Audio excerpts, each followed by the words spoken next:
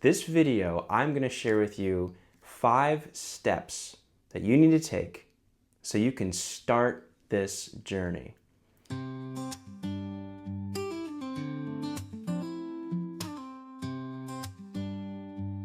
How do I start? Where do I begin? What's the first step?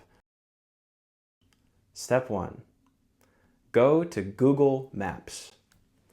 And in the search bar, type in senior communities. Enter. Google Maps is going to give you a plethora of different locations of senior communities. You want to focus on the communities that are closest to you, within 5 miles, 10 miles, 15 miles, all the way up to 20 miles. You'll find assisted living communities, independent living, memory care communities, nursing, rehabilitation, senior centers, retirement communities. These are all the different names that you'll find for senior communities. You want to write them all down.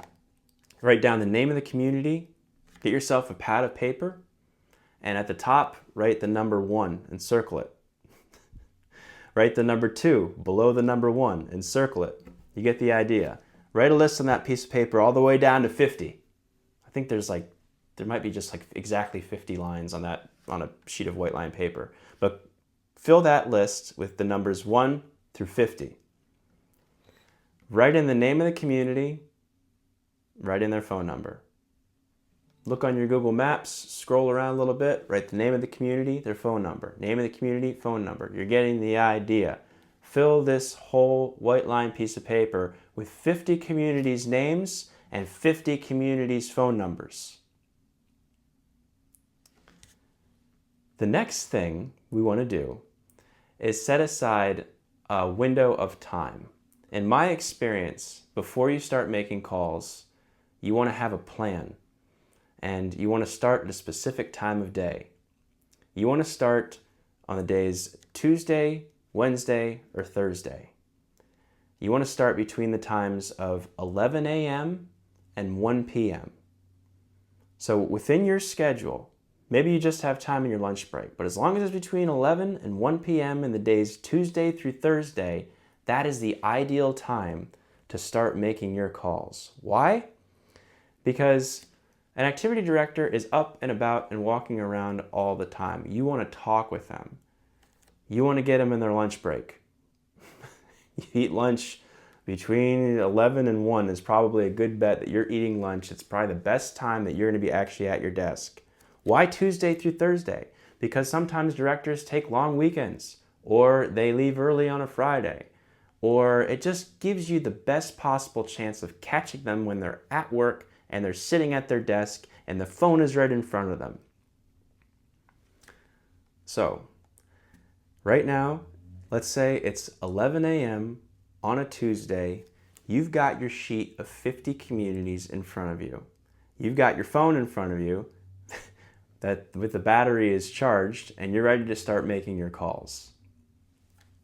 So you want to prepare yourself a little bit mentally that you're going to get through this whole list of communities that you've listed out. You want to get through this whole thing. You want to commit to going through and calling every single one in this time that you allotted on this particular day.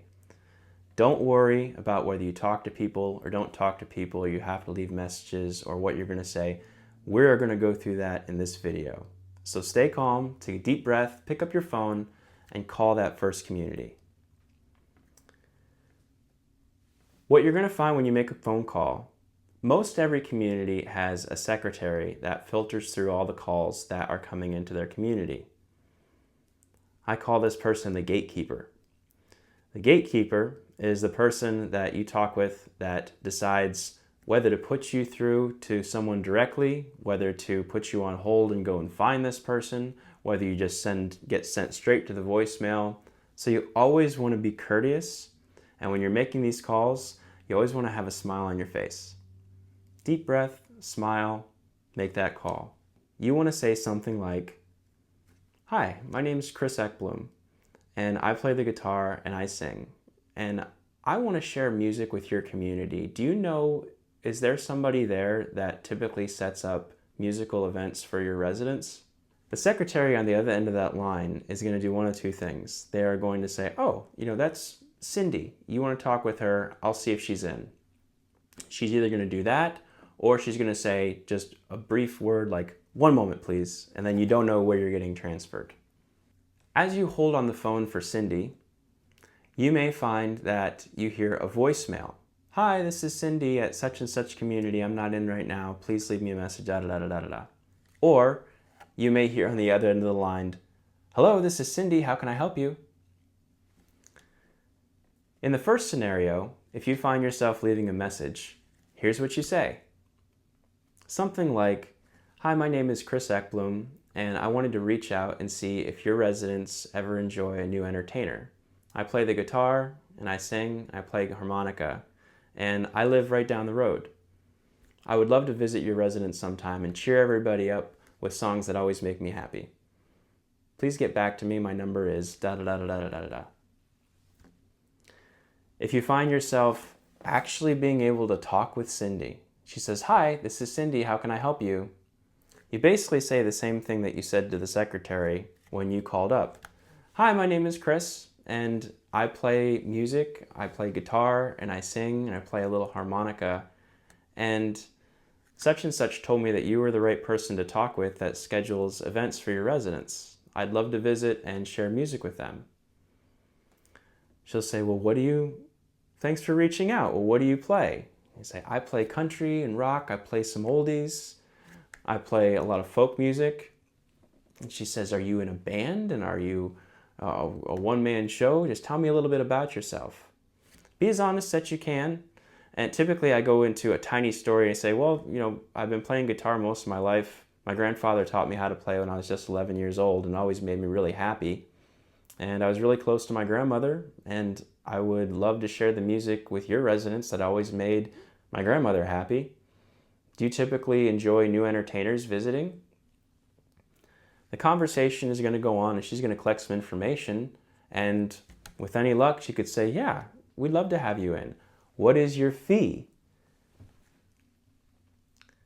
You want to respond immediately. For a 1-hour program, my fee is $150. Let that land. As you go through your entire list and you go through one community after the other, you'll typically find yourself leaving a lot of messages.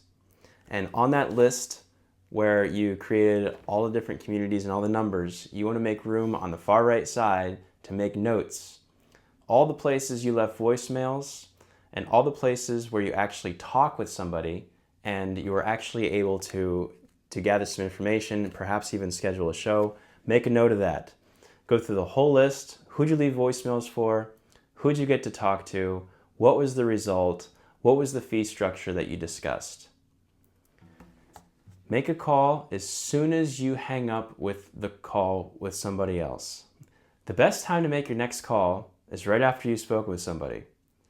Go through this whole list. Don't take any breaks. Maybe have a cup of coffee in front of you to wet your whistle in between calls.